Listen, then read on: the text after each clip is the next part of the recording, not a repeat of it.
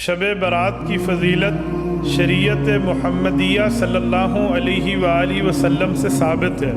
سورۃ دخان میں اللہ رب العزت ارشاد فرماتے ہیں، حامیم والکتاب المبین انا انزلناہ فی لیلۃ مبارکہ انا کنا منذرین فیہا یفرق کل امر حکیم امرا من عندنا انا کنا مرسلین۔ اس آیت کی تفسیر میں علامہ جلال الدین رحمہ اللہ تفسیر جلالین میں فرماتے ہیں کہ مراد نصف من الشعبان یعنی شب برات کی رات ہے۔ میرے دوستو، حضور اقدس صلی اللہ علیہ وآلہ وسلم کے فرمان میں ہمیں ملتا ہے، حضرت علی المرتضیٰ رضی اللہ تعالیٰ عنہ روایت فرماتے ہیں، یہ مستدلات الفقہ الحنفیہ میں روایت موجود ہے۔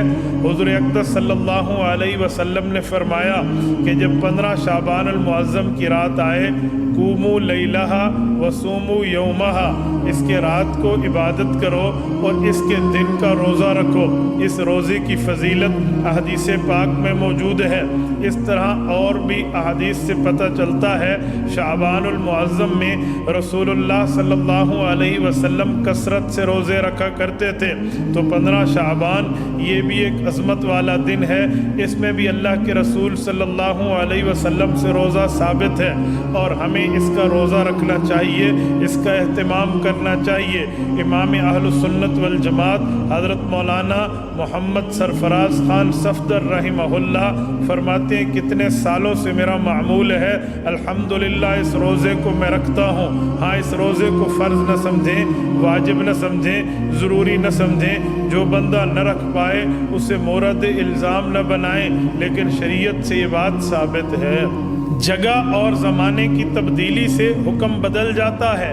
تنہا نماز پڑھیں ثواب بالکل تھوڑا ہے، باجماعت پڑھیں 25 گنا ہے، مسجد جامع میں پڑھیں باجماعت 27 گنا ہے، بیت المقدس مسجد نبی میں پڑھیں 50,000 کے برابر ہے، بیت اللہ میں باجماعت نماز 1,00,000 نماز کے ثواب کے برابر ہے۔ میرے دوستو، نفل وہی ہیں، عبادتیں وہی ہیں، تلاوتیں وہی ہیں، درود شریف وہی ہے، درود و سلام وہی ہے، ریاضتیں وہی ہیں، تقوی طہارت وہی ہے، اللہ سے مانگنا وہی ہے، گڑ گڑانا وہی ہے، آہوزاری وہی ہے، اللہ سے آہوزاری التجائیں وہی ہیں۔ لیکن جب وقت بدلے گا، اچھا وقت آئے گا، تو اچھے وقت اچھی جگہ پر رب العزت اس اجر کو بڑھا دیتے ہیں۔ اللہ آپ کے اور میرے اجر بھی اس رات مزید بڑھا دیں گے۔ حضرات علماء کرام اس رات کا ایک نام اور بھی رکھتے ہیں۔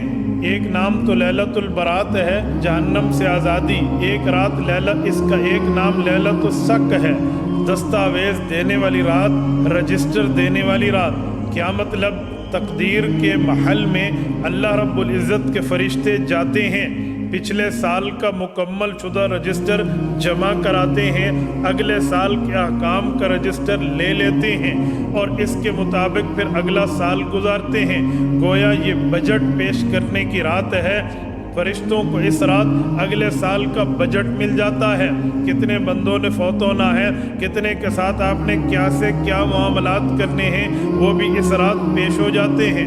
حضرت ابوبکر صدیق رضی اللہ تعالی عنہ سے روایت موجود ہے، شعب الایمان کے اندر امام ابو الحسین بہقی رحمہ اللہ روایت فرماتے ہیں، حضرت ابوبکر صدیق رضی اللہ تعالی عنہ نے ارشاد فرمایا کہ رسول اقدس صلی اللہ علیہ وآلہ وسلم کا فرمان عالی شان ہے، فرمایا اس رات ایک منادی آسمان سے آتا ہے اور وہ فرشتہ اعلان کرتا ہے، اے دنیا کے لوگوں، تمہارا اللہ فرما رہا ہے، مجھ سے دعا مانگو، میں تمہارے گناہوں کو معاف کر کے تمہیں مغفرت عطا کر دوں گا، مجھ سے سوال کرو، میں تمہاری روزی تمہیں عطا کروں گا۔ فرمایا جو مانگتا ہے اللہ رب العزت اسے عطا فرما دیتے ہیں۔ ہاں، مشرک آدمی کی اس رات مغفرت نہیں ہوتی، کیونکہ وہ مشرک معافی ہی نہیں مانگ رہا، اور بدکار خاتون اگر وہ بھی معافی نہیں مانگتی تو اس کی بھی مغفرت نہیں ہوتی۔ ہاں، یہ بھی سچے دل سے اللہ سے معافی مانگنے والے ہوں تو ان لوگوں کی بھی ضرور مغفرت ہو جائے گی۔ حضرت سیدہ عائشہ صدیقہ رضی اللہ تعالی عنہا ارشاد فرماتی ہیں، یہ بھی حدیث پاک یہاں پر موجود ہے، فرمایا حضور پاک صلی اللہ علیہ وآلہ وسلم نے اللہ رب العزت اس رات اتنے بندوں کی مغفرت فرماتے ہیں جیسے بنو کلب قبیلے کی بکریاں ہیں، ان کے جسموں پر جتنے بال ہیں اس بال سے بھی بڑھ کے اللہ رب العزت اس رات اپنے گناہگار امتیوں کی معافی کو قبول فرماتے ہیں جو اس رات اللہ سے مانگتا ہے۔ ہاں خود بخود بخشش بعض بزرگوں کی بھی کر دی جاتی ہے، بعض بندوں کی بھی کر دی جاتی ہے، لیکن کچھ لوگ ہیں جو اس رات نہیں بخشے جاتے کیونکہ وہ اللہ سے معافی اور حقوق العباد اور حقوق اللہ ادا کرنے والے نہیں ہوتے۔ مثلاً وہ کون ہیں؟ فرمایا نمبر 1 جو اللہ کے ساتھ شرک کرتا ہے، مشرک ہے، اس رات اس کی مغفرت نہیں ہوتی۔ جو جان بوجھ کے بغیر کسی اسلامی وجہ کے اپنے خاندان سے رشتہ توڑتا ہے، تعلق توڑتا ہے، رشتے ناتے سے جدا ہو جاتا ہے، اس آدمی کی بھی مغفرت نہیں ہوتی۔ جو شخص اپنی شلوار کو اپنی ٹخنوں کے نیچے رکھتا ہے اس کی بھی بخشش نہیں ہوتی۔ جو آدمی عادی شرابی ہوتا ہے اس کی بھی بخشش نہیں ہوتی، اور وہ بد نصیب جس نے اپنے ماں باپ کو ناراض کیا ہوا ہے اس کی بھی مغفرت نہیں ہوتی۔ میرے دوستو اس حدیث میں پیغام ہے، رشتہ توڑا ہے تو جوڑنے والے بن جائیں، ماں باپ کا دل دکھایا ہے تو معافی مانگنے والے بن جائیں، شلوار ٹخنوں کے نیچے رکھتے ہیں تو اوپر اٹھانے والے بن جائیں، اور اسی طرح ہم نے شراب کی عادت خدا نخواستہ اپنائی ہے تو اس سے توبہ کر لیں، ماں باپ کے پاؤں پکڑ کے معافی مانگ لیں، اللہ رب العزت ہمیں بھی ان خوش قسمت لوگوں میں شامل فرما دے گا۔ آج کل کچھ لوگوں نے ایک عجیب ترتیب بنا لی ہے، وہ کہتے ہیں اللہ کے رسول صلی اللہ علیہ وسلم نے عبادت کا حکم فرمایا تو اب مجمع جمع کرو، لوگوں کو بلاؤ، مسجدوں میں باجماعت نوافل کی نمازیں پڑھو، حتیٰ کہ خواتین کی بھی اس رات باجماعت نمازوں کی ترتیبیں بنائی جاتی ہیں۔ یاد رکھنا یہ شریعت سے ثابت نہیں ہے، نوافل پڑھنے ہیں مردوں نے یا عورتوں نے، تنہائی میں پڑھیں، خلوت میں پڑھیں، اپنے گھروں میں پڑھیں، یہ شریعت کی تعلیم ہے۔ آپ نے فرائض مسجد میں پڑھنے تھے وہ پڑھ لیے، نوافل آپ نے اپنے گھر میں پڑھنی ہے، دعا آپ اپنے اپنے گھر میں کرنی ہے۔ کچھ لوگوں نے عادت بنائی ہے اس رات باقاعدہ قبرستان جانے کی، وہ کہتے ہیں جسے پاک میں اللہ کے رسول تشریف لے گئے تھے۔ ہم نے کہا جی بھائی بالکل ٹھیک ہے، زندگی میں ایک بار اللہ کے رسول اس رات قبرستان تشریف لے گئے تھے، آپ بھی زندگی میں ایک بار چلے گئے، آپ کا معاملہ پورا ہو گیا۔ ہر وقت مجمع لے کر اس طرح اکٹھا جانا اور ضروری سمجھنا یہ شریعت میں سنت کے زمرے میں نہیں آتا۔